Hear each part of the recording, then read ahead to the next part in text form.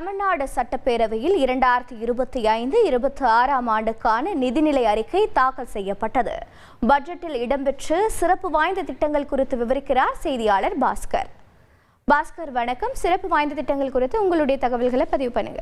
சென்னைக்கு அருகே புதிய நகரம் மற்றும் நீர்த்தேக்கம், வேளச்சேரியில் மேம்பாலம், ஈசிஆர் 4 வழிச்சாலை, ஓசூர் மற்றும் விருதுநகர்ல ஐடி பார்க், ராமேஸ்வரத்தில் புதிய விமான நிலையம், தற்சார்பு தொழிலாளர்களுக்கு மானியத்துடன் கூடிய இ-பைக் வழங்கப்படும் என்ற அறிவிப்பும் பட்ஜெட்டில் இடம்பெற்றிருக்கிறது. 10 இடங்களில் கலை மற்றும் அறிவியல் கல்லூரிகள் தொடங்கப்படும் என்ற அறிவிப்பும் பட்ஜெட்டில் புதிய அம்சங்களாக இடம்பெற்றிருக்கிறது. 40,000 காலி பணியிடங்கள் நிரப்பப்படும், 10,000 சுய உதவி குழுக்களுக்கு வங்கிக் கடன் வழங்கப்படும் என்ற அறிவிப்பும் தமிழக பட்ஜெட்டில் புதிய அறிவிப்புகளாக இடம்பெற்றிருக்கிறது. மகளிர் பெயரில் பத்திரப்பதிவு மேற்கொண்டால் கட்டணத்தில் 1% விலக்கு என்ற அறிவிப்பும் பட்ஜெட்டில் இடம்பெற்றிருக்கிறது.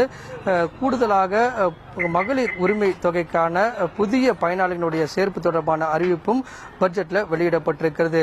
40,000 காலி பணியிடங்கள் நிரப்பப்படும். அதே நேரத்தில் உயர்கல்வி பயிலக்கூடிய மாணவ மாணவிகளுக்கு கையடக்க கணினி அல்லது லேப்டாப் வழங்கப்படும் என்றும் அறிவிப்பு வெளியிடப்பட்டிருக்கிறது. அரசு ஊழியர்கள் மற்றும் ஆசிரியர்களுக்கு சரண்டர் விடுப்பு அடுத்த ஆண்டு ஏப்ரல் 1ஆம் தேதி முதல் அமலுக்கு வரும் உள்ளிட்ட பல்வேறு அறிவிப்புகள் தமிழக பட்ஜெட்டில் முக்கிய அம்சங்களாக இடம்பெற்றிருக்கிறது. பட்ஜெட் கூட்டத்தொடர் ஏப்ரல் 30ஆம் தேதி வரை நடைபெறும் என்பது சபாநாயகர் அறிவித்திருக்கிறார். அதே நேரத்தில் அதிமுக சார்பில் சபாநாயகர் மீது நம்பிக்கையில்லா தீர்மானம் கொடுக்கப்பட்டிருக்கிறது. அந்த தீர்மானத்தின் மீதான விவாதம் வரக்கூடிய திங்கட்கிழமை அன்று எடுத்துக்கொள்ளப்படும் என்று சபாநாயகர் அப்பாவு அறிவித்துள்ளார். உங்களுடைய தகவல்களுக்கு நன்றி பாஸ்கர்.